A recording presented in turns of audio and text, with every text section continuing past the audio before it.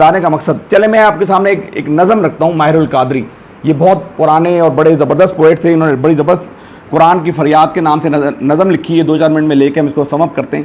بسم اللہ الرحمن الرحیم. طاقوں میں سجایا جاتا ہوں، آنکھوں سے لگایا جاتا ہوں. طاقوں میں سجایا جاتا ہوں، آنکھوں سے لگایا جاتا ہوں. تعویذ بنایا جاتا ہوں، دھو دھو کر پلایا جاتا ہوں. جزدان حریر و ریشم کے اور پھول ستارے چاندی کے. پھر عطر کی بارش ہوتی ہے، خوشبو میں بھسایا جاتا ہوں. جس طرح سے طوطے مینا کو کچھ بول سکھائے جاتے ہیں، اس طرح پڑھایا جاتا ہوں، اس طرح سکھایا جاتا ہوں.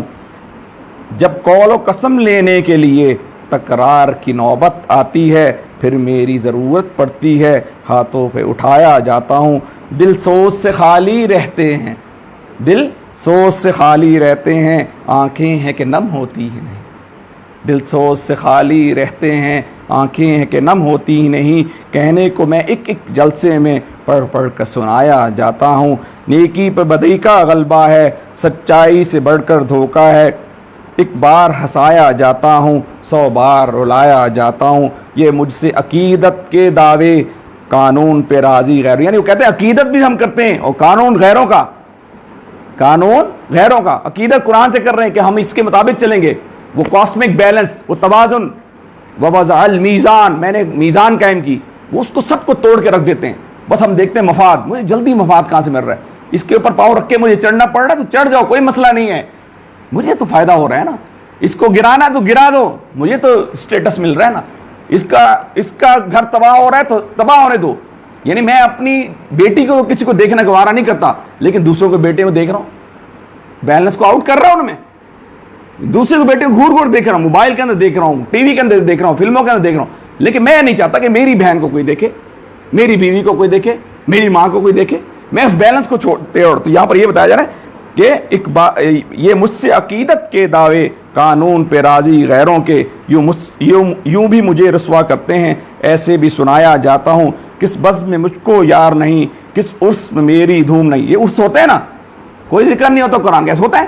کوئی ذکر نہیں ہوتا. دنیا جہان کی ساری چیزیں ہو رہی ہیں، اللہ کا نام، اللہ کے کلام کا ذکر نہیں ہو رہا. کس بزم میں مجھ کو یار نہیں، کچھ اس میں میری دھوم نہیں. پھر بھی میں اکیلا رہتا ہوں، مجھ سا بھی کوئی مظلوم نہیں.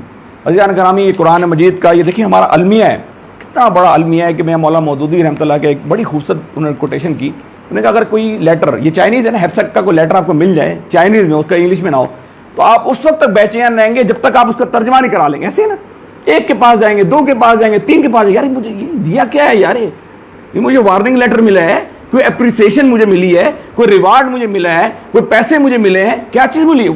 لیکن یہ دیکھیں کتنا بڑا المیہ ہے. یہ میری ہدایت کے لیے، انسان کی ہدایت کے لیے اتنی بڑی عظیم کتاب. یعنی الرحمن علم القرآن خلق الانسان علمہ البیان. چوٹی کا نام رحمان، چوٹی کا علم قرآن، چوٹی کا جو ہمیں صلاحیت دی بیان کرنا. اسپیچ سینٹر، اس اسپیچ سینٹر کی بھی آگے فردر ڈویژن، کہ پہلے سننا، پھر سمجھنا، پھر ایڈریس کرنا. تو ہم اس کو، اس قرآن کو پڑھنے پہ نہیں لگاتے، اس قرآن پہ سمجھنے پہ نہیں لگاتے. وہ قرآن کے 5 حقوق، بنیادی ہم نے حقوق پڑھے نا. تو اب میں آپ کے سامنے بس قرآن کے 5 حقوق رکھ کے دعا کروں گا کہ قرآن، نبی اکرم صلی اللہ علیہ وسلم فرمایا کہ قرآن کے 5 حق ہیں. سب سے پہلا حق یہ ہے کہ اس کے اوپر ایمان لایا ہے. دوسرا حق یہ ہے ایمان لانے کے بعد اس کو ترتیل کے ساتھ پڑھا جائے، اور ترتیل کے ساتھ پڑھنے کے بعد اس کو سمجھا جائے.